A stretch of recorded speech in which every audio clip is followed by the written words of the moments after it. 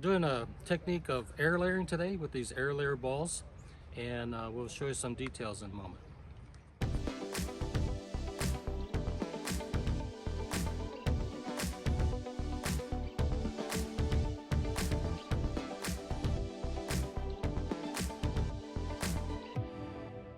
So we're going to do a little air layer demonstration today and try to get it on video.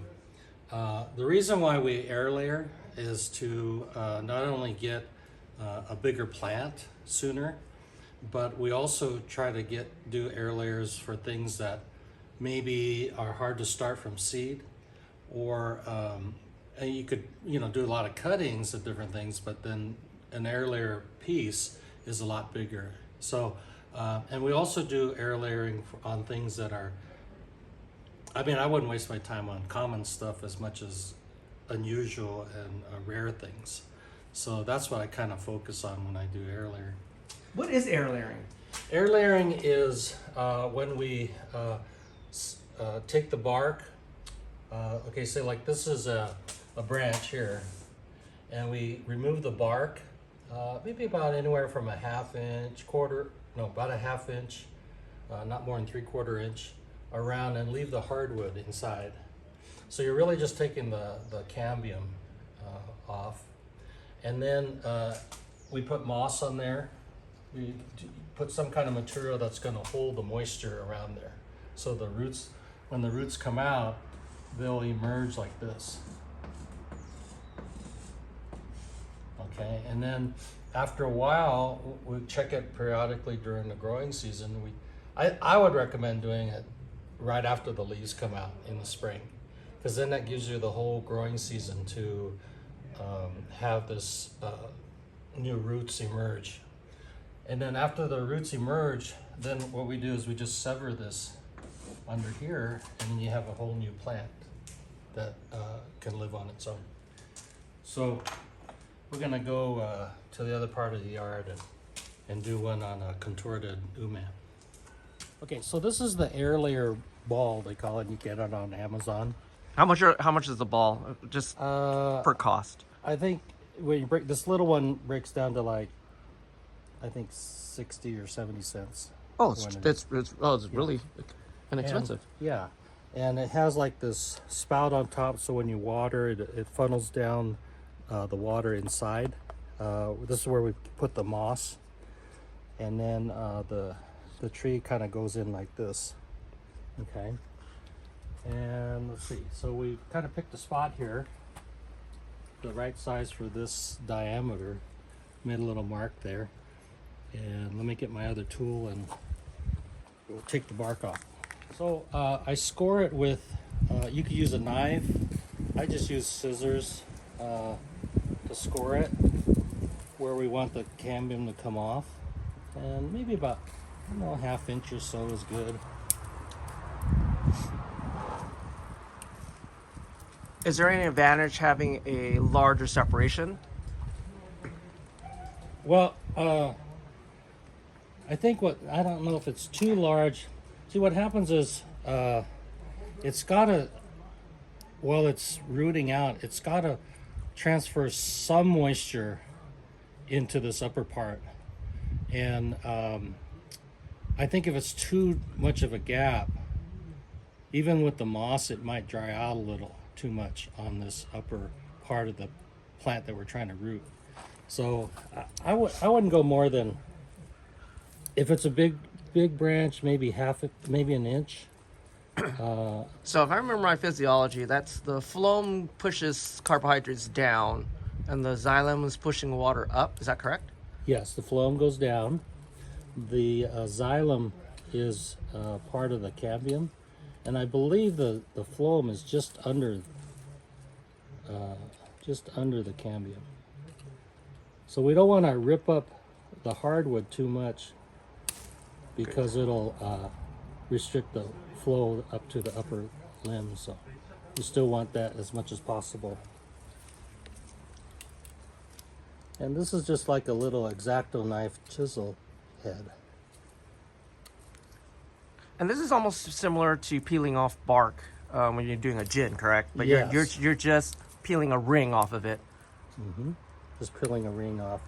And the critical part is to make sure that this upper cut here is a nice straight cut. No like little fragments of the cambium staying on there. So we want to scrape all that off of there and make a nice clean cut. And if it's a nice clean cut on the upper cut here, then those roots tend to emerge a little better, more uniformly. All right, I'll let you do that and we'll come back. Okay. So, okay. So I ripped a little square like this, and we're going to make this skirt just under that upper cut area. And what that does is put it right close to that upper cut area. And then what it does is the skirt forms the nabari to go horizontal instead of down into the moss. So it'll go into the moss, but not as erratically.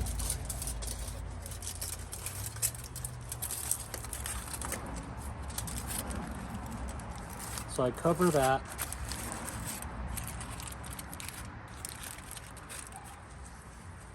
I use a zip tie to keep the foil right under that cut.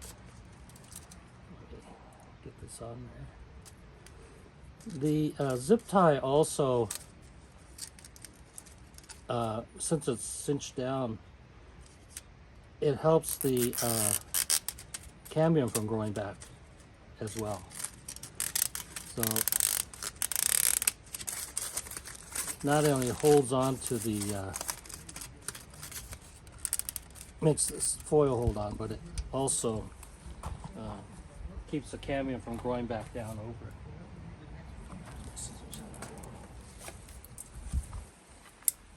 So I'll cut that little piece off the zip tie.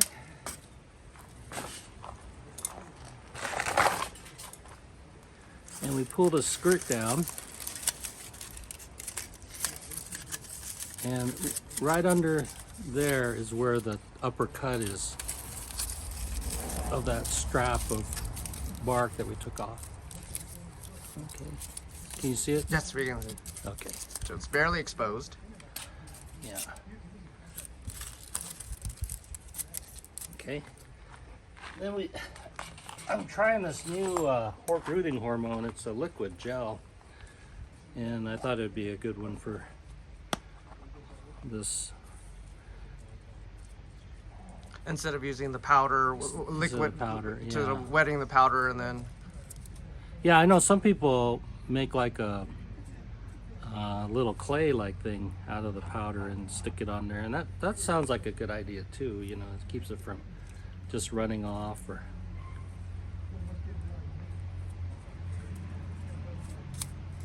Okay.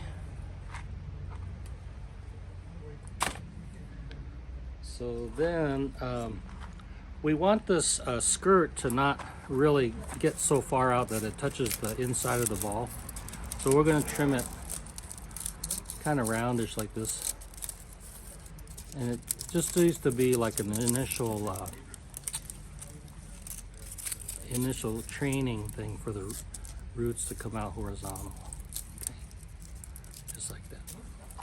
Bottom to that? And how do you know if it's a top and bottom? These smaller ones are fairly similar. The bottom has a little notch of plastic. Okay. Probably to hold that on the trunk so it doesn't slide. The bigger ones have a bigger notch, and then there's a rings here that you could cut out if it's a bigger. Oh, interesting. Diameter. Diameter, yeah. Okay. So then we make like a little moss ball. And the sphagnum moss you're using, is it cut, shredded? Is it? Okay, so the sphagnum moss is like scissor cut or chopped up.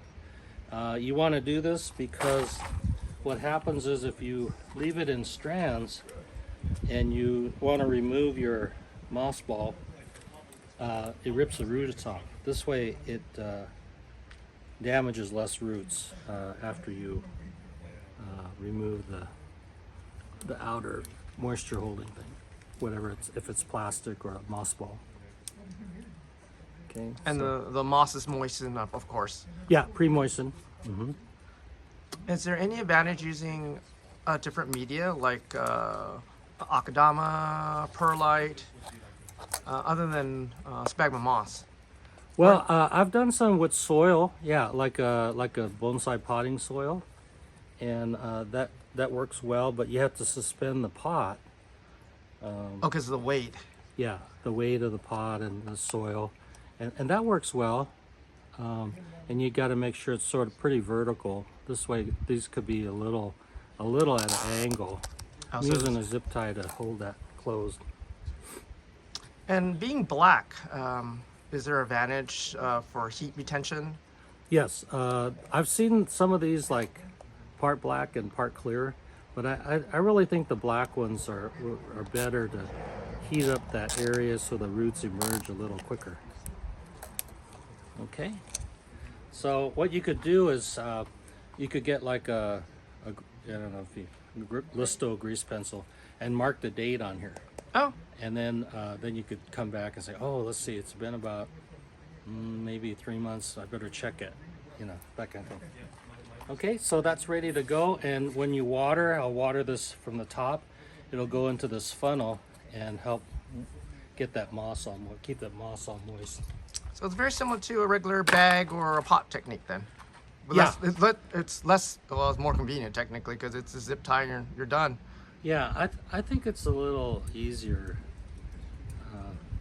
Now the one drawback, if it's not clear, like I've seen these where they're half clear and half black. Oh, because you can see the roots. You could see the roots, yeah. Oh. So this way you're going to have to kind of open it up and check it. But I would check it probably in about 3 months. All right, so we'll come back in 3 months. Okay. Thank you. Uh-huh.